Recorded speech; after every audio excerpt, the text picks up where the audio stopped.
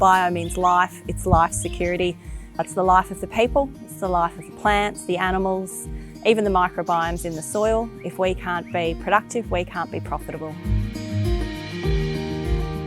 We are in the business of beef cattle, essentially, so what are the components essential to protecting those? Essentially, it's like any risk, who's coming and what's the purpose of their visit. So we have signage at the front gate that says welcome. If you're a family or a friend, just come straight to the house, follow the road in. But we also say on there, please respect our commitment to workplace health and safety and biosecurity.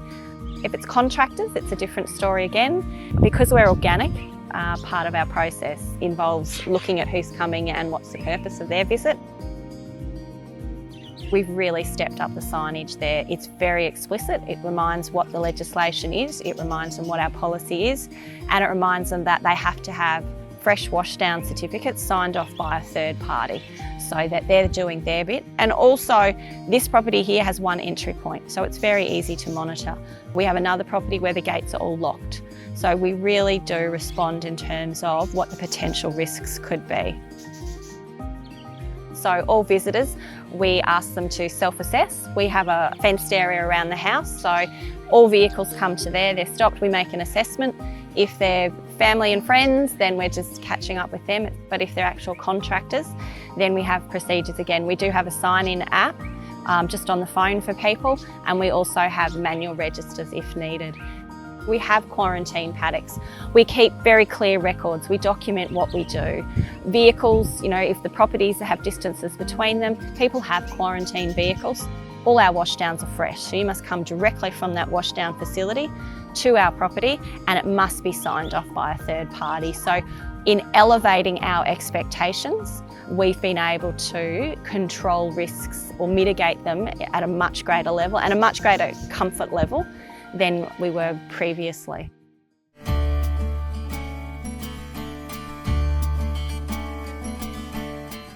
Just think about what's the worst thing that could happen, and then you go from there. The big talk in our industry in recent years has been lumpy skin, which is the airborne disease that can come from north. But within Queensland, particularly foot and mouth, can be easily moved between areas and move between areas very quickly through the wild pig population.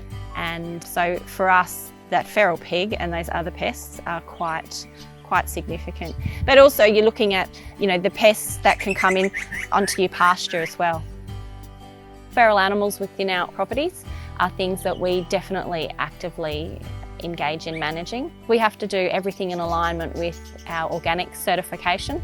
We look at controlled shooting programs, we look at controlled baiting programs, and we really look at saying, well, what is the best practice and what can we do that's both humane and also enables us to sustainably be resilient when there are known massive outbreaks that could occur. On all of our properties, we have a minimum of a 28-day quarantine period. They go into smaller paddocks. That allows us to be able to get around and visually inspect them over that period. It's for both disease management and also weed management. So we need to make sure that if they have any weed seeds in their system, that they'll come out in the paddock.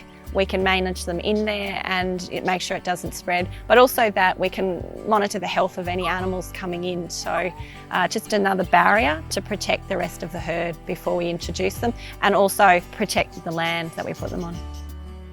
They also come with health certificates from the vendors that are selling them to us. And even when we move between properties, we maintain those same strict protocols. So looking at all of the areas that could impact our business, both from what people can bring in, what animals can bring in. And that's another reason why we're actually looking to upgrade what we're doing now and recognising the fact that we have visitors onto one of our property that come straight from other farms. We've addressed the vehicles, but we haven't actually addressed the movements and where their boots have been. So we'll actually be upgrading and putting foot baths and other components in.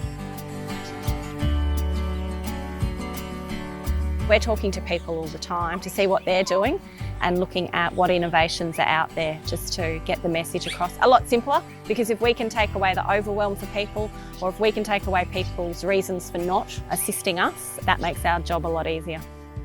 And at the same time, we're really trying to educate people and say, please help us.